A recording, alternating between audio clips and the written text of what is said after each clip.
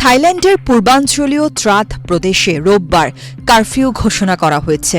কম্বোডিয়ার সাথে চলমান সীমান্ত সংঘাত উপকূলীয় এলাকায় ছড়িয়ে পড়ায় এই সিদ্ধান্ত নেওয়া হয়েছে। 2 দিন আগে মার্কিন প্রেসিডেন্ট ডোনাল্ড ট্রাম্প উভয় পক্ষকে যুদ্ধবিরতিতে রাজি করানোর দাবি করলেও এরপরও লড়াই অব্যাহত রয়েছে।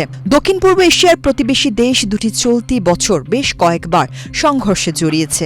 গত মে মাসে একটি সংঘর্ষে কম্বোডিয়ার এক সেনা নিহত হওয়ার পর এই সংঘাত নতুন করে মাথাচাড়া দিয়ে ওঠে, যা সীমান্তের উভয় পাশে লাখ লাখ মানুষকে বাস্তুচ্যুত করেছে।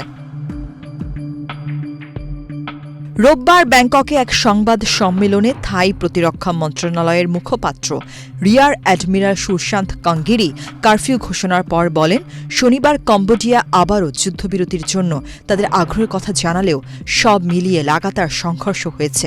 তিনি আরও বলেন, থাইল্যান্ড একটি কূটনৈতিক সমাধানের জন্য প্রস্তুত, তবে আলোচনার আগে কম্বোডিয়াকে অবশ্যই শত্রুতা বন্ধ করতে হবে। ওদের স্বপ্ন পূরণে পাশে থাকতে পেরে আমরা গর্বিত।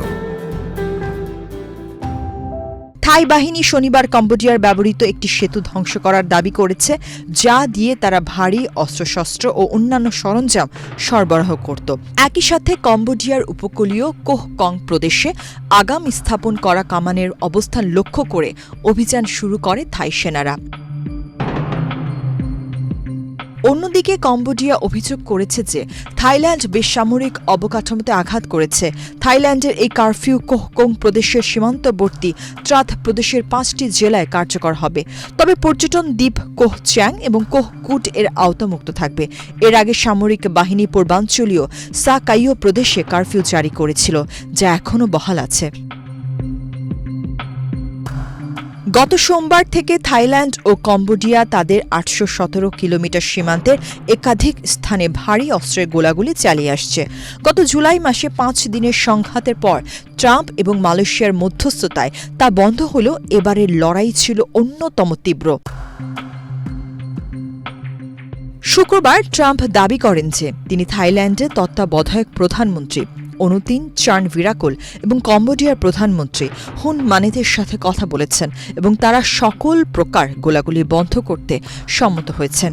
তবে শনিবার অনুতিন শপথ করে বলেন, যতক্ষণ না আমাদের ভূমি ও জনগণের প্রতি আর কোনো ক্ষতি ও হুমকি অনুভূত হয় ততক্ষণ পর্যন্ত তারা লড়াই চালিয়ে যাবেন। পরে হোয়াইট হাউসের একজন মুখপাত্র বলেন যে ট্রাম্প আশা করেন সব পক্ষ তাদের প্রতিশ্রুতি রক্ষা করবে এবং হত্যা বন্ধ ও দীর্ঘস্থায়ী শান্তি নিশ্চিত করার জন্য তিনি প্রয়োজন অনুসারে যে কাউকে জবাবদিহিতার আওতায় আনবেন।